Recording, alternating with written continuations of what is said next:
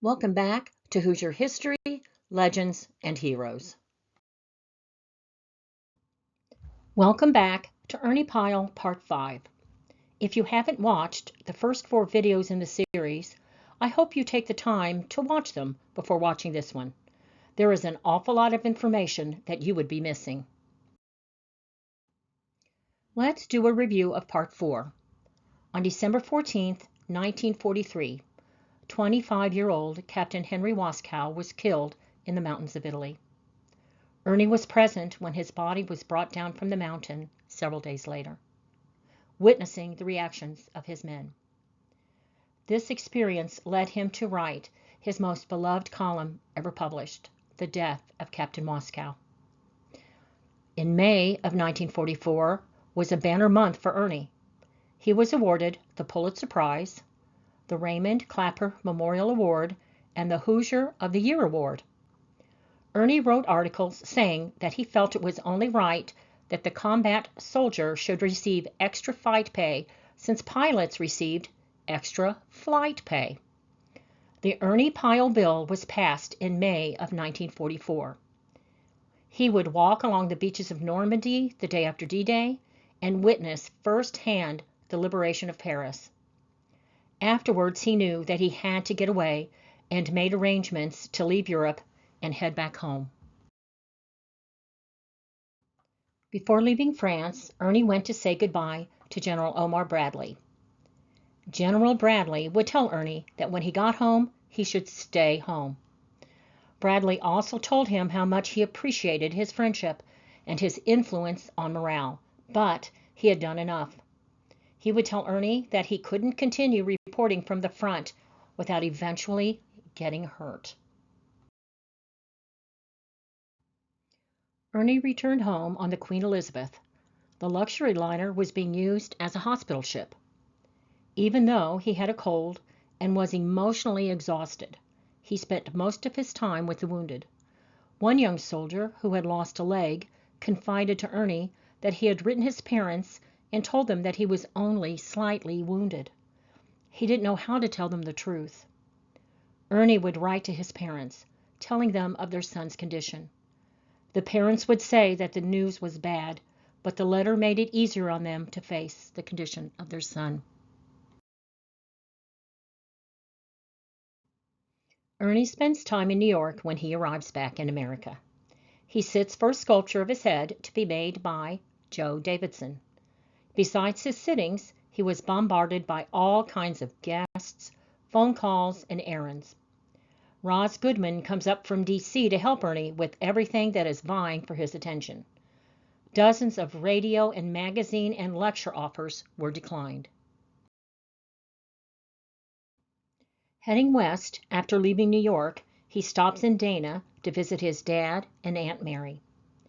He visits for only a short time, wanting to get to Albuquerque and Jerry. The hope of some quiet time in Albuquerque was just not going to happen. Ernie realized this as soon as he landed at the airport. There was a crowd waiting to welcome him home.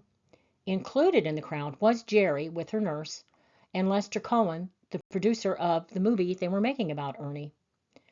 Ernie thought that Jerry looked like she had aged 15 years in the 10 months he was gone, but he felt she was doing better under the care of the nurse and a very rigid schedule of resting and going to bed early, and that seemed to be having a benefit. There were 3 days full of talks about the movie.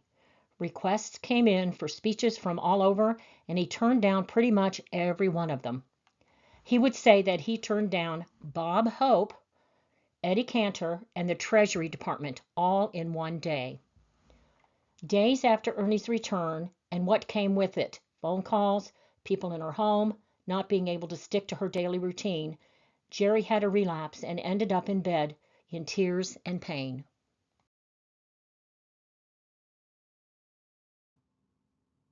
About the movie. There was quite the search for the person who was to play Ernie in the movie The Story of G.I. Joe. Fred Astaire, Humphrey Bogart, and even Gary Cooper were considered. For a time, it looked like character actor James Gleason was going to get the role. If you don't know who James Gleason was, In my opinion, physically, he was a good match to portray Ernie in the movie.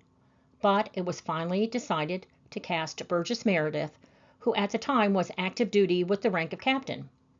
The Army put him on inactive duty status so that he could make the movie. Robert Mitchum was cast as Captain Walker, whose character was based on Captain Waskow. In October of 1944, Ernie received an honorary degree of Doctorate of Letters at a special commencement at New Mexico University.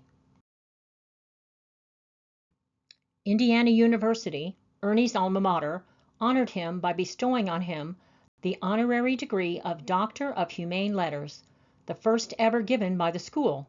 His father, Aunt Mary, and others from Dana watched as Ernie was presented the diploma. Ernie's third book, Brave Men, was published in November 1944. Ernie had said that once he had returned to the States from a second time at the front, he was not going back. Plus, during those 3 months of rest and relaxation, well, he didn't get any. But Ernie, being Ernie, decides that he must go back and join the Americans at the front. This time he would join the Navy in the Pacific, and then join up with the infantry later on. The following was written by one of Ernie's friends and boss, Lee Miller. Ernie dreaded going back to war. He was afraid and admitted it. He felt that he had done his share and was entitled to sit back and enjoy the leisure that the large royalties from the column and the books would have financed. But he also felt, and it was this pressure that prevailed, that as long as millions of others were sacrificing their comforts and risking their lives, he could never feel mentally comfortable if he stayed behind. The decision was his own. His employers applied no influence. Fearing death because he had seen so much of it, and because he shared the soldiers' knowledge that continual risk-taking has a single end, he volunteered. His first stop in the Pacific was Honolulu, Hawaii. In Honolulu, he had some preliminary articles to write, with the Navy keeping him well protected. Protected enough that the Army was not happy. He finally finished and was able to meet with some of the soldiers of the Army. From here, he would take a flight to Guam. Ernie was surprised by the different circumstances of the Navy and the pilots in the Pacific from the soldiers in Northern Africa and Europe. Things were very different. He wasn't with the Marines at the time of the brutal fighting to take Guam away from the Japanese. Now Guam was practically paradise, or it seemed so to Ernie. Ernie's first scheduled cruise was aboard the USS Cabot. It was compared to a floating American town. It had 5 barbers, 3 doctors, 2 libraries, a general store, and a daily newspaper. Sailors worked regular hours, shot baskets, laughed at nightly movies, soaked in hot showers, took their dirty clothes to the ship's laundry, and dined on steak and ice cream. Ernie would find it hard to keep in mind that he was on a ship of war headed for war. Ernie would say that there is much more planning involved with the aerial attacks. Then you set sail and meet up with other Navy ships. He found himself watching the bombers take off for their targets, and you just wait for them to come back, counting each plane as it landed, praying that all of them would return. You don't see land, you don't watch the bombings, you just find yourself sitting and waiting, seeing nothing but open ocean. This was definitely a different type of warfare than what he was used to when he was with the infantry. It wasn't all smooth sailing for Ernie. There were issues with the censors, and all the correspondents with the Navy were experiencing the same problems. They wouldn't let him print the name of the ship he was on, and they wouldn't let him print the names of the sailors and Marines that he was with. Including the names of the soldiers was one of the reasons people loved his column so much, and the censors weren't allowing this. He complained, and even the high brass of the Navy was on his side, but it was definitely a problem.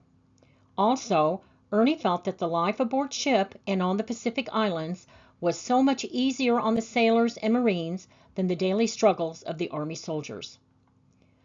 There was an article published in an Air Force magazine that chastised him about what he was writing and telling the folks back home that the Pacific was a paradise.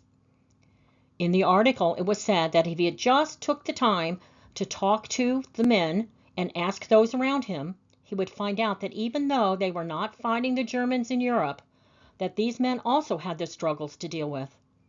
The time away from home and the monotony of living on a small island, plus to understand what the military suffered as they fought the Japanese, reclaiming one island at a time. Operation Iceberg, or the Battle for Okinawa, was soon to happen. On April 1st, the day of the beginning of the invasion, was the largest amphibious assault in the Pacific theater in World War II. Ernie had an internal battle deciding if he should go ashore. He spent 3 sleepless days and nights trying to decide. He would say that he knew he would be killed if he hit another beachhead. On the 4th day, he had made his decision. He felt all right again and would say that he felt that he would come through it after all. He might have felt that way at the time, but as the invasion drew closer, Ernie once again had his fears about surviving. Ernie would be assigned to an assault transport ship with the units of the 1st Marine Division. The morning of the assault, Ernie was transferred to a control ship. Ernie watched as 10 battleships and scores of other ships started the bombing of Okinawa with tens of thousands of shells and rockets and planes from the carriers. Then the bombing and strafing started inland, then the first wave of the invasion hit the beach. Ernie would go ashore on the 7th invading wave of men. Sailors yelled good luck to him as he boarded a landing craft. Because of the underwater reef, he would be transferred to an amphibious tractor. When Ernie set foot on the beach, he couldn't believe it. Not a Japanese soldier in sight, nor an American casualty. Ernie was back on the command ship on April 7th to clean up, write, and get some rest. He would write Jerry and tell her that all was fine now. This landing was now behind him, and he will never do another landing again. He would write his dad and Aunt Mary, telling them that he now feels that he has a pretty good chance of coming through the war alive. Major General A.D. Bruce had received orders to take a small island, Ie Shima. The landing invasion was scheduled for April 16th. Ernie said that he would go ashore, but not on the first day. He believed that this wasn't breaking his vow. They would get the news that President Roosevelt had passed away on April 12th, making Vice President Harry Truman the 33rd President of the United States. Ie Shima is 10 square miles. The Japanese had installed 3 airstrips. That was the main reason the Americans wanted Ie Shima. Also, it would be a useful radar outpost. On day 1, the landing was a surprise, which meant that the airstrips and 2/3 of the island was taken with few casualties. Ernie watched from the ship while other correspondents went ashore.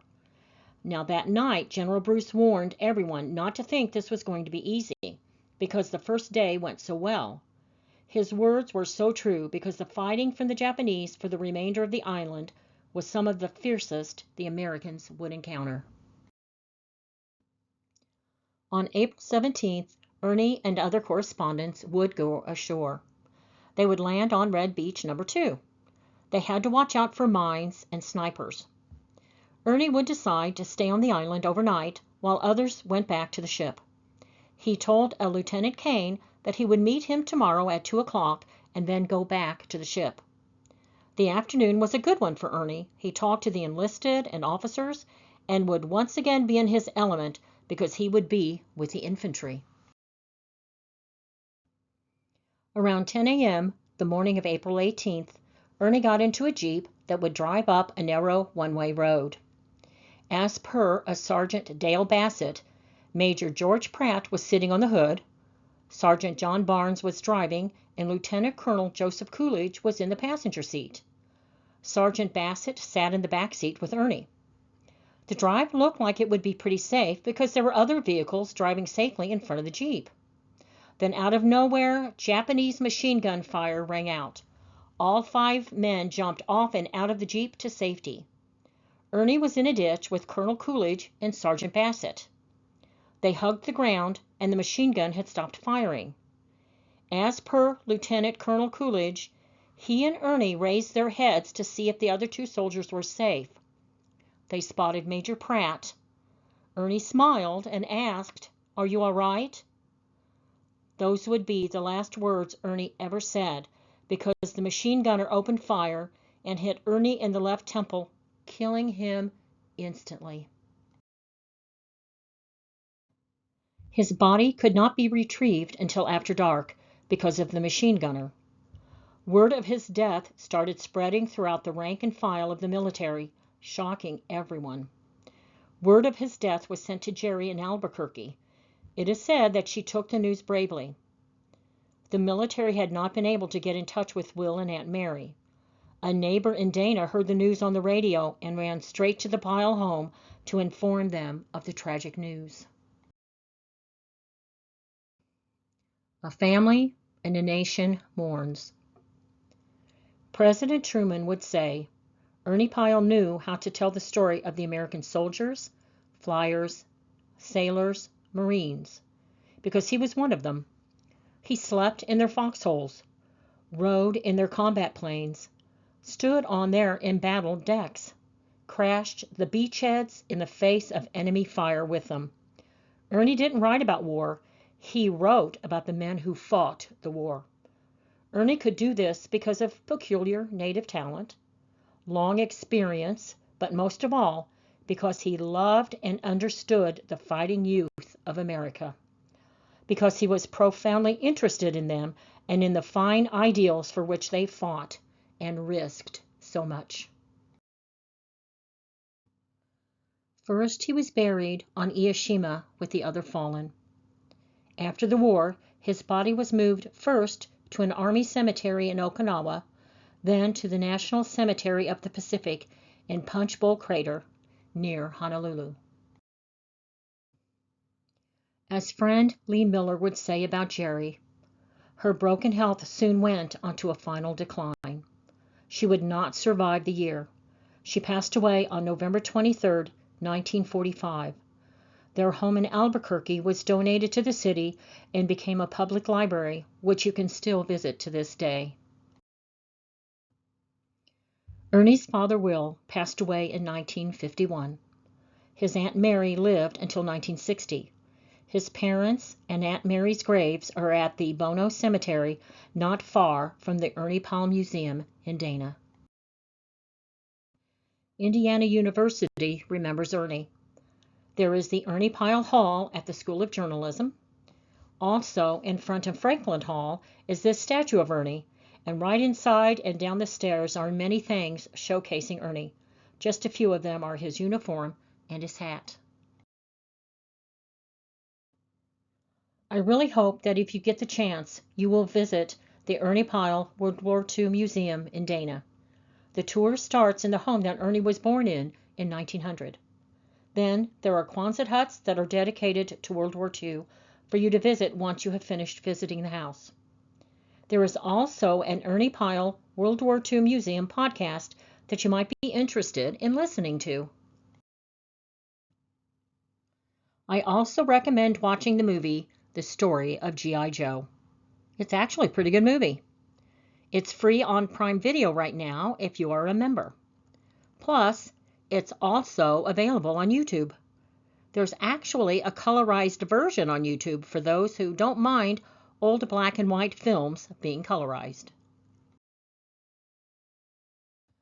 Thank you so much for watching, and I truly hope that you have enjoyed learning about the tragic end to Ernie's life, plus the tragic end of his wife, Jerry. And I hope that you have enjoyed watching the whole Ernie Pyle series and have come to appreciate what an American treasure he truly is. And that he came from Indiana makes it even better. I hope you will consider reading his books or the biographies written about him. I was only able to bring you a sample of what he had written. Please be sure to subscribe, like, share, and leave a comment. Also, click on the notification bell so that you will be notified when the next Choose Your History, Legends, and Heroes video is uploaded. Until next time,